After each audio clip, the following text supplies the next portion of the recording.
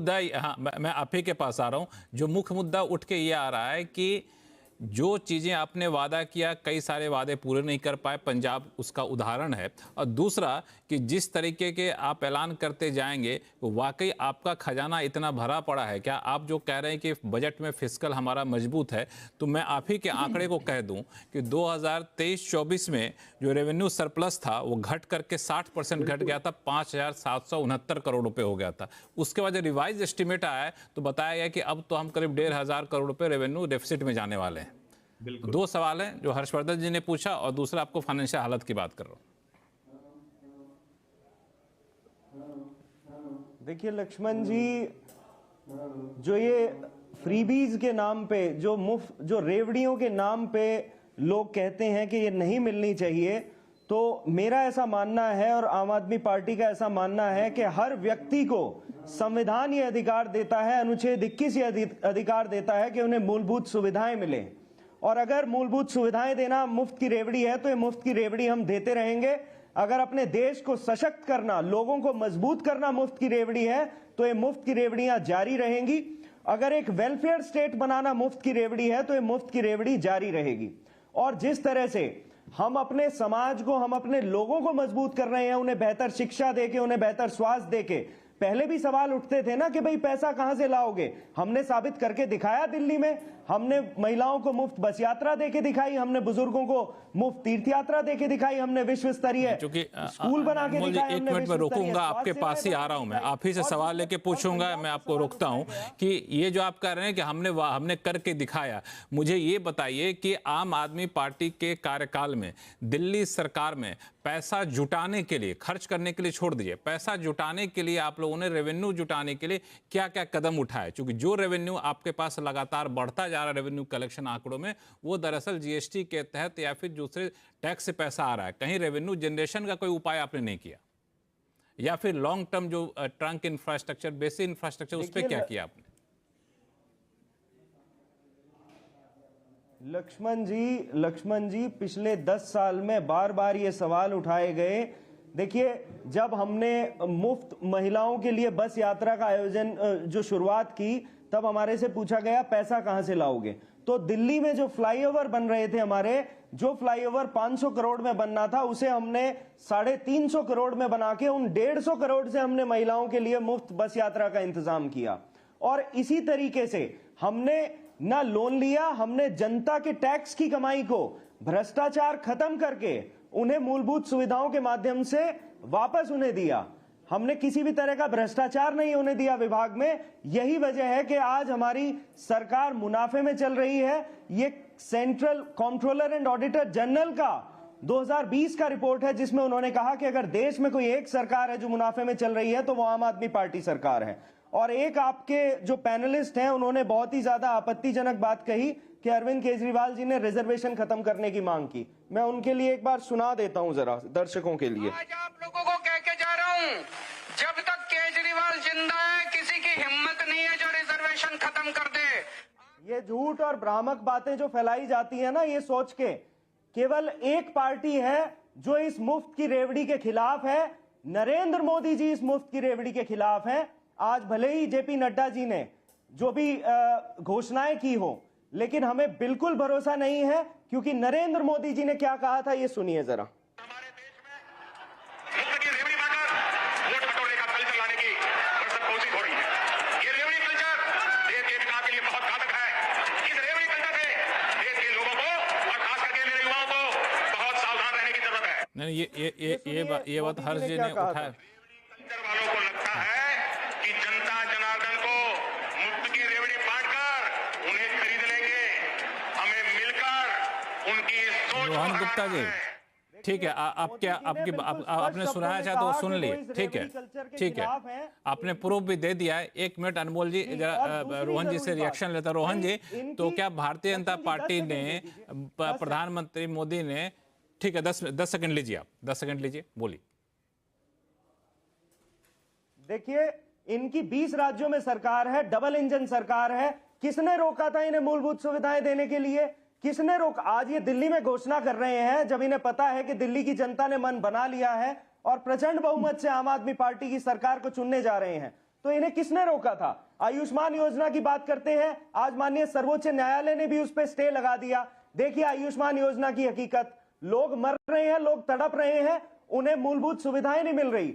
10 लाख रुपए केवल दिए जाते हैं उस व्यक्ति को लक्ष्मण जी। जिसकी आय 10,000 से कम है। अगर आपके पास ठीक है, आपका 10 रेफ्रिजरेटर सेकंड है, पूरा हो गया। अगर आपके अब रोहन जी के पास बाइसिकल जाता है, हूं मैं। अगर आपके पास हाँ रोहन जी देखिए, बताइए। आपको वो सुविधाएं नहीं झूठ मिलेंगी। बोलना, बार बार बोलना, जोर से बोलना, ये आम आदमी पार्टी का कल्चर है और उसका एग्जाम्पल हम आज यहाँ पे डिबेट में भी देख रहे हैं। इन्होंने कहा, अभी आपने फिस्कल डेफिसिट पे सवाल पूछा, ये तो आंकड़े सरकार के बजट के आंकड़े कि जो सरप्लस में बजट था वो डेफिसिट में चला गया। मुद्दा यहाँ पे जनता को सुविधा मुहैया करने में कोई आपत्ति नहीं है, होना ही चाहिए। ये पैसा तो इनके घर पे जा रहा है। इन्होंने हर चीज लक्ष्मण जी सिंबॉलिक की। आज बस सर्विस की बात कर रहे हैं, आज दिल्ली में पर पर्सन जो बसेस हैं वो 2011 के सेंसस के उससे भी कम है। सुप्रीम कोर्ट का डायरेक्टिव 1998 का था 10,000 बसों का, उससे भी कम ले गए। ये सिर्फ सिंबॉलिक दिखाते हैं। एक मोहल्ला क्लिनिक दिखाएंगे और 500 की हकीकत जनता के सामने आएगी। स्कूल एक दिखाएंगे और बच्चों की जो रिजल्ट आएंगे 9th स्टैंडर्ड में सबसे ज्यादा पूरे देश में फेल हो रहे हैं। पैसा कहां पे जा रहा है? पैसा उनके शराब कांड में जा रहा है। पैसा कहां जा रहा है? पैसा शीश महल में जा रहा है। हर चीज को सिंबॉलिक करके दिल्ली की जनता को बेवकूफ बनाने का काम उन्होंने 10 साल में किया है। दिल्ली की जनता माफ नहीं करेगी। दूसरी बात, केंद्र की जितनी भी योजना हो, आयुष्मान भारत की बात करें, किसी सम्मान योजना की बात करें, हर योजनाओं को रोकने का काम जो पाप इन्होंने किया है, दिल्ली की जनता इस बार पूरा 10 साल का बदला इनको लेकर रहेगी। इन्होंने सिर्फ गबन किया है, भ्रष्टाचार किया है, दिल्ली की जनता को बेवकूफ बनाया है। यमुना का उनको बताइए कि यमुना का वीडियो दिखाए, कम से कम 12 बार कहा है कि मैं यमुना साफ करूंगा। क्या हुआ? प्रदूषण कम करने की बात कर रहे थे, पहले पराली जलाने के लिए पंजाब को जिम्मेदार कर रहे थे, आज क्या हुआ? हर चीज पे आज, इसीलिए जो इनकी घबराहट है, बौखलाहट है, उनको जो उम्मीदवार चेंज करने पड़े लक्ष्मण जी, क्योंकि उनको मालूम है कि जमीनी हकीकत सरक चुकी है।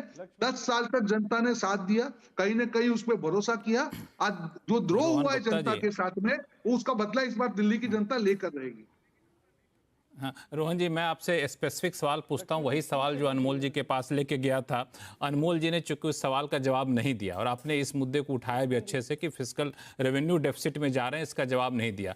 लेकिन मैं आपसे सवाल पूछता हूँ दूसरा कि 16 जुलाई 2022 को प्रधानमंत्री मोदी ने जब ये कहा कि मुफ्त की रेवड़ी कल्चर देश के लिए बहुत घातक है, तो क्या अब ये प्रधानमंत्री का बयान, भाजपा का ये रुख, अप्रोच अब बदल गया है? बिल्कुल नहीं। देखिए लक्ष्मण जी, काफी मुझे लगता है पैनलिस्ट ने भी ये चीज कही कि रोटी, कपड़ा और मकान ये एक मूलभूत अधिकार है। आज ये जब भाजपा की मूलभूत अधिकार है, सरकार ये आई, 10 साल रहने के बाद भी एक मिनट लक्ष्मण जी, मेरी बात को 10 सेकंड दे दीजिए, 10 सेकंड दे दीजिए, मैं आपको खत्म कर रहा हूँ। जब भी मैं आपको कोरोना काल की बात कर रहा हूं, एक जीनी कोएफिशिएंट होता है, क्योंकि मैं इकोनॉमिक का स्टूडेंट रहा हूं। जीनी कोएफिशिएंट ने यह बताया कि कोरोना काल में पूरे विश्व की सारी जनता का जो हाल था बेसिक नेसेसिटी में, वो पूरे नहीं कर पा रहे थे। भारत एकमात्र देश है, सबसे ज्यादा, चाइना से भी आज हमने ज्यादा रिकवरी की है। जब 80 करोड़ लोगों को अनाज बांटने की बात की, इन्होंने कहा ये रेवड़ी, अरे वो रेवड़ी नहीं थी। जो लोग स्ट्रांग हुए उसको और सपोर्ट करने के लिए अगर कुछ किया जाता है, जो अनाज सड़ रहा था सालों तक गोडाउंस में एफसीआई के, आज उसको जनता तक पहुंचाना ये रेवड़ी नहीं है, ये उनका अधिकार है। तो जो बेसिक जो फैसिलिटीज है, मैं नहीं मानता हूं कि वो रोहन जी, मैं आप ही के पास आ रहा हूं। हाँ, मैं आप ही के पास आ रहा हूँ। इतने साल शासन करने के बाद भी, 10 साल तो शासन में आपके भी हो ही गए केंद्र में ना, इतने साल शासन करने के बाद भी क्या मूलभूत सुविधाओं को जनता तक पहुंचाने में हम इतने नाकाम हो गए कि हमें ये सारी सुविधाएं मुफ्त में देनी हुई? ठीक है, कोविड का समय आया, उस वक्त जरूरत थी, तात्कालिक जरूरत थी, अनाज सड़ रहे थे, उस वक्त जरूरत थी। अब तो स्थिति ये आ गई है कि अगर हम ऐसे ही मुफ्त अनाज देते रहे तो हमें गेहूं इंपोर्ट करना पड़ जाएगा। तो क्या हम लोग, लक्ष्मण जी, आपकी मुझे लगता है आप जानकारी चेक कीजिए, आज भी हमारा प्रोडक्शन बढ़ा हुआ है, सरप्लस भी बढ़ा हुआ है। और एक चीज मैं आपको कहना चाहूंगा, जो 10 साल पहले जो सिचुएशन प्रोडक्शन सरप्लस बढ़ना जो है, इंपोर्ट का 18 करोड़ लोगों को, मैं आपको आंकड़ा भी दे दूंगा, 18 करोड़ लोगों को गरीबी रेखा से ऊपर लाएगी। आरबीआई का रिपोर्ट है, ये मेरा रिपोर्ट नहीं है। जो उन्होंने इमर्जिंग मार्केट्स की रिपोर्ट थी, आरबीआई का रिपोर्ट है, उसमें क्लियरली कि 18 करोड़ लोग गरीबी रेखा के ऊपर है। बीच में कोविड का पीरियड आया, वापस जो रिकवरी हुई थी वो चली गई। मैं आपको ये कहना चाह रहा हूं कि जो काम 60 साल में नहीं हुआ वो 10 साल में सरकार ने करके दिया है हर पैमाने पे। आप गरीबी की बात करें, आप जो अनाज की बात करें, हर घर जल की बात करें, मकान देने की बात हो, प्रधानमंत्री आवास योजना में जो प्रोग्रेस हो रहा है, ऐसा प्रोग्रेस ऐतिहासिक तरीके से कभी नहीं हुआ है। जो लोग गरीबी हटाओ की बात कर रहे थे 60 साल के बाद भी, अगर वो लोग बिल्कुल उसमें प्रोग्रेस में, सवाल तो उनको बनता है, उनको जवाब देना चाहिए। पर वापस मैं लक्ष्मण जी ये कहना चाहूंगा कि जनता के मूलभूत अधिकारों को रेवड़ी कहने की हिम्मत कोई नहीं कर सकता है। रेवड़ी तब कहा जाता है कि जब आप हवाई वादे करें और जनता को लाभ ना पहुंचा के अपने घर को भरे, अपने शीश महल को भरे और शराब घोटाला 2000 करोड़ का करके दिल्ली की जनता को चूना लगाए, उसको रेवड़ी कहा जाता है। अनिल पद्मनाभन जी, मेरा सवाल आपसे ये है कि बजाय हम महिलाओं को, मैं आपके पास आऊँगा, अनिल जी को एक बार बीच में लाता हूँ, बजाय महिलाओं को 2500 रुपये, 2000 रुपये, 2200 रुपये देने के, बजाय मुफ्त में अनाज देने के, अगर हम ये करते कि हम झुग्गी झोपड़ी में स्किल डेवलपमेंट सेंटर खोलेंगे, लोग को स्किल करेंगे ताकि रोजगार मिल सके, महिलाओं को शिक्षा या फिर हम इंटर्नशिप स्कीम जैसी योजनाएं लाएंगे, उन सब पे ज़्यादा फोकस करेंगे बजाय कि हम डायरेक्ट कैश ट्रांसफ़र करें, ये ज़्यादा समझदारी का फैसला नहीं होता क्या कि बजाय कि हम मुफ्त वाले होड़ में चल पड़े? लक्ष्मण जी, थियोरेटिकली जो जनता आप तो कह पढ़ी रहे हो, लिखी है लक्ष्मण जी जो आप कह रहे हो थियोरी लेवल पे बहुत ही सही है, लेकिन प्रैक्टिस में ऐसा नहीं होता है। तो वो जो कहते हैं ना अंग्रेजी में चिकन एंड एग, या कौन सा पहला आया, तो आप इनकी आर्थिक स्थिति जब तक मजबूत नहीं करोगे तब तक इनके जो बाकी स्किल डेवलपमेंट वगैरह नहीं हम कर नहीं सकते। लेकिन हम स्किल डेवलपमेंट नहीं करेंगे तो इनकी आर्थिक स्थिति ऐसी ही रहेगी। तो दोनों एक साथ ही करना पड़ेगा। तो वही मैंने कहा कि अब हमें एक और बात याद रखना है, जो हमारा जो सब एक डंडोरा पीटते हैं सारे राजनीतिक पार्टी, डेमोग्राफिक एडवांटेज, आर्थिक विशेषज्ञ भी, तो ये जो है ये डेमोग्राफिक एडवांटेज, अभी एक हाल में एक रिपोर्ट आया मैकेंजी का, उन्होंने कहा 33 साल और है। तो अगले 33 साल में इंडिया को जो बढ़ना है, विकसित बनना है, जो भी है, बस यही विंडो है। इसके बाद जितने हम आज जो हमारी आबादी कम उम्र की है, वो उतना ही बूढ़ा हो जाएगा जैसे चीन का हुआ है। और इसमें महिलाओं का जो वर्क पार्टिसिपेशन है इतना कम है इस वक्त। अब इसको बढ़ाने का यही तरीका है जो आपने बताया, आर्थिक स्थिति मजबूत करो और इनकी स्किलिंग करो और इनको वर्कफोर्स में लाओ, नहीं तो ये डेमोग्राफिक एडवांटेज भी आपके हाथ से फिसल जाएगा। तो मेरे हिसाब से ये नीरज मिश्रा जी, नीरज मिश्रा जी आपको बीच में लाना चाहूँगा, क्योंकि जो अनिल पद्मनाभन सर ने बताया कि ये मजबूरी होती है और थ्योरेटिकली जो मैं कह रहा हूँ सही है, लेकिन अभी फिलहाल हमको तो उनको मजबूत करना है। लेकिन समस्या यही होता है कि आपको रिसोर्सेज कहाँ है, पैसा कहाँ से लाएंगे? दिल्ली जैसा आर्थिक रूप से संपन्न राज्य अब जा रहा है रेवेन्यू डेफिसिट में, और आप तो जिस तरह से बातें किए, मुझे लगता है कि आप अर्थव्यवस्था पे काफ़ी पैनी नज़र भी रखते हैं। आपको पता है कि डायरेक्ट सब्सिडी देने पर अब यहाँ तक कि वर्ल्ड बैंक जैसी संस्थाएं रोक लगा रही हैं। अब बहुत दिनों तक ये सब चला नहीं सकते, तो ऐलान करते जाएंगे, सरकारी खजाना खाली होता जाएगा, स्थिति तो बहुत भयानक हो जाएगी। और चुनाव आयोग ने बड़ा सही कहा कि अब भविष्य की पीढ़ी पर आप क्यों बोझ डाल रहे हैं, उनको संकट में क्यों डाल रहे हैं? लक्ष्मण जी देखिए, जो सबसे खतरनाक आंकड़ा है जिस पर अभी तक बात नहीं हुई, वो ये है कि इस बार की एडवांस रिसीट्स में दिखता है कि लगभग 29% का कैपिटल आउटले का डिक्रीज है दिल्ली के अंदर, जिसका मतलब कि 71,000 करोड़ के बजट में लगभग 20,000 करोड़ रुपए जो आपको कैपिटल बनाने के लिए, इंफ्रास्ट्रक्चर बनाने के लिए लगाने थे, आपके पास अब वो नहीं है। इसका मतलब जो दीर्घकालिक आपको जो काम करने थे, अब आप वो नहीं कर सकते। इस पर कोई बात नहीं करता। आम आदमी एक बड़ी सहूलियत वाला जवाब देती है कि 70 साल में 24,000 कमरे बने और इन्होंने 22,000 कमरे बनाए, पर ये बताना पता नहीं क्यों भूल जाते हैं कि जब एक ग्रीनफील्ड प्रोजेक्ट बनाया जाता है जिसमें लैंड एक्वायर की जाती है, नया इंफ्रास्ट्रक्चर बनाया जाता है और उसको एग्जीक्यूटिव पोजीशन पर लाया जाता है, वो करना और एक ऑलरेडी एक्वायर्ड लैंड में, एक ऑलरेडी एग्जिस्टिंग इंफ्रास्ट्रक्चर में एडिशन करने में जमीन आसमान का फर्क है। तो ये जिस तरीके की ये हवाई बातें करते हैं, ये तो बिल्कुल ही हास्यास्पद है। लेकिन अब देखिए लक्ष्मण जी, स्थिति है क्या? हम लोगों को ये समझना होगा कि एक लॉन्ग टर्म विजन प्लान क्या होगा। भूख आज लगी है तो खाना तो आज खाना पड़ेगा, महंगाई की मार आज है तो आपको आर्थिक सहायता तो आज देनी पड़ेगी। लेकिन इन द लॉन्गर पिक्चर जो हमारी एक पहले से स्कीम रही कि जैसे महिलाओं को अगर सशक्त करना था हम 73वां अमेंडमेंट लेकर आए देश के अंदर, हमने पंचायती राज में महिलाओं को आरक्षण दिया। उससे हुआ क्या कि घर की महिला जब समाज को लीड करने लगी तो उसके अंदर एक आर्थिक और सामाजिक बेहतरी होने लगी।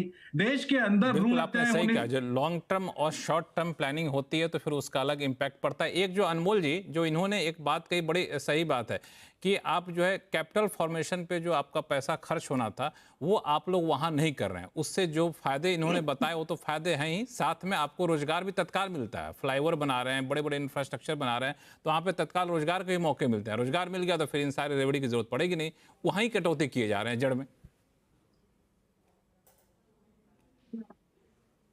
देखिए, दो तीन सवाल हैं इसमें। सबसे पहले मैं भाजपा के प्रवक्ता का जवाब देना चाहूंगा। इन्होंने कहा कि पंजाब में हमने अभी तक नहीं दिया। पंजाब में हमने जो जनता से वादे किए थे 80% से ज्यादा जो वादे हैं वो पूरे किए गए हैं। जनता ने हमें 5 साल का समय दिया है और हम पूरा भरोसा दिलाते हैं कि सारे वादे पूरे किए जाएंगे। दूसरा, प्रदूषण पे इन्होंने बात की। देखिए, माननीय सर्वोच्च न्यायालय ने क्या कहा कि प्रदूषण पैन इंडिया प्रॉब्लम है, केवल दिल्ली की समस्या नहीं है ये देखिए 50 में से 39 मोस्ट पोल्यूटेड सिटीज जो हैं वो इंडिया में है, वर्ल्ड की। ये दूसरी रिपोर्ट है, India third most polluted country अब जो मैंने सवाल पूछा उसका जवाब दे दीजिए। ये यूनिवर्सिटी, मैं उसका भी जवाब दे रहा हूं, मैं सारे सवालों के जवाब दे रहा हूं। तीसरा, इन्होंने किसान की बात की। ये वो सरकार है किसान की जो बात कर रही है, जो 750 से ज्यादा जब किसानों ने शहादत दी तो ये उन्हें खालिस्तानी और आतंकवादी बताते थे। 2014 में जो एमएसपी का वादा किया भाजपा ने, उसे पूरा नहीं किया। अब मैं कांग्रेस के प्रवक्ता के जवाब देता हूं। ये कह रहे हैं जी महिलाओं के लिए इन्होंने बहुत काम किया। आज हिमाचल प्रदेश में तुम्हें टॉयलेट टैक्स लगाना पड़ रहा है, कर्नाटका में तुम्हें टॉयलेट टैक्स लगाना पड़ रहा है तुम्हारे खटाखट मॉडल में, और महिलाओं की इतनी चिंता होती तो तुम्हारे नेता संदीप दीक्षित जो है वो अरविंद केजरीवाल जी के खिलाफ एफआईआर ना कराते। वो भी इसलिए कि उन्होंने महिला सम्मान योजना लागू की। और जहां तक लक्ष्मण जी आपकी बात है, लक्ष्मण जी देखिए, दिल्ली की जनता को किए गए सारे वादे हमने पूरे किए। सारा पैसा इंफ्रास्ट्रक्चर में खर्च किया गया है, लोगों की जिंदगी को बेहतर बनाने के लिए खर्च किया गया है। क्या ये तथ्य गलत है कि कैपिटल फॉर्मेशन पे, कैपिटल इंफ्रास्ट्रक्चर पे, एक्सपेंडिचर पे आपने खर्च कम नहीं किए? जो 36% का आंकड़ा नीरज मिश्रा जी ने दिया, वो आंकड़ा नीरज मिश्रा जी का अपना नहीं है, वो 29% वो आपके बजट का आंकड़ा है। मैं कह रहा हूँ नहीं झूठ, मतलब तब तो आपका डॉक्यूमेंट झूठ बोल रहा है, इसका मतलब देखिए बिल्कुल तब तो आपका डॉक्यूमेंट झूठ बोल रहा है। ठीक है, इस पर हर्षवर्धन त्रिपाठी को जोड़ना चाहते हैं। हर्षवर्धन त्रिपाठी, मुझे सिर्फ एक लाइन बोलने का, मैं आऊंगा आपके पास। मिश्रा जी आपके पास आऊंगा। त्रिपाठी जी कुछ बोलना चाहते हैं। त्रिपाठी जी देखिए, मैं तो ये उम्मीद कर रहा था लक्ष्मण जी कि आपने सीधे 2 सवाल पूछे, मैंने भी सीधे ही सवाल पूछे, लेकिन आम आदमी पार्टी के प्रवक्ता जलेबी ऐसी बनाते हैं। एक सी ट्रेनिंग दे दी है अरविंद केजरीवाल ने सबको। ठीक यही बात अरविंद केजरीवाल 2020 में, 21 में, 22 में, 23 में, 24 तक बोलते रहे कि भैया 25 में हमको यमुना साफ करनी है। दिल्ली वाले कब तक ये झूठ बर्दाश्त करेंगे? और जिस पंजाब की बात कर रहे हैं, पंजाब में बताइए ना 1000 रुपए क्यों नहीं दिया? वो तो सबसे बड़ी आपकी फ्लैगशिप स्कीम थी, जो वादे थे, दावे थे, क्या हुआ? नहीं दे पाए। कोई भी एक ढंग का काम ये सरकार नहीं कर पाई। और आप तो कैपिटल, बड़े इंफ्रास्ट्रक्चर की बात कर रहे हैं, कैपिटल एक्सपेंडिचर की बात कर रहे हैं। मैं तो कह रहा हूं दिल्ली घूमिए। ये अरविंद केजरीवाल जी ने जेल से निकलने के बाद ड्रामा किया कि अब हम देख रहे हैं कहां कहां सड़क नहीं बन। रोड रोलर क्या मुख्यमंत्री या पूर्व मुख्यमंत्री चलाता है क्या आतिशी जो मनीष जी को डामर लेकर और गिट्टी लेकर घूमना था? दिल्ली के लोगों को बेवकूफ बना रहे हैं। और वो छोड़िए नया कुछ बनाने को, डेंटिंग पेंटिंग तक नहीं हुई। जो डिवाइडर पे पेंट दिल्ली में चमकते रहते थे, दिल्ली के डिवाइडर गंदे हो गए, डिवाइडर टूटे हुए हैं, स्टेयरकेस टूटी हुई, फुटपाथ टूटे हुए। इतनी बुरी दशा दिल्ली की। और चूंकि शीला दीक्षित के कार्यकाल में शानदार तरीके से दिल्ली पे काम हुआ था, इसलिए आज ये सब कुछ दिख रहा है। फिर मैं कह रहा हूं, आपके पास खजाना भरा है, खाली करते रहिए। साल, 2 साल, 3 साल, 4 साल, जो 10 साल बाद आज दिल्ली के हालात हुए हैं, वो उसी की वजह से। चलिए, इस पर रिएक्शन देने के लिए तैयार हैं आम आदमी पार्टी के प्रवक्ता और कांग्रेस के प्रवक्ता भी कुछ बोलना चाहते हैं, लेकिन आप दोनों की बातों को रखूंगा मैं। लेकिन फिलहाल वक्त है छोटे से ब्रेक का। ब्रेक के बाद जल्द लौटते हैं।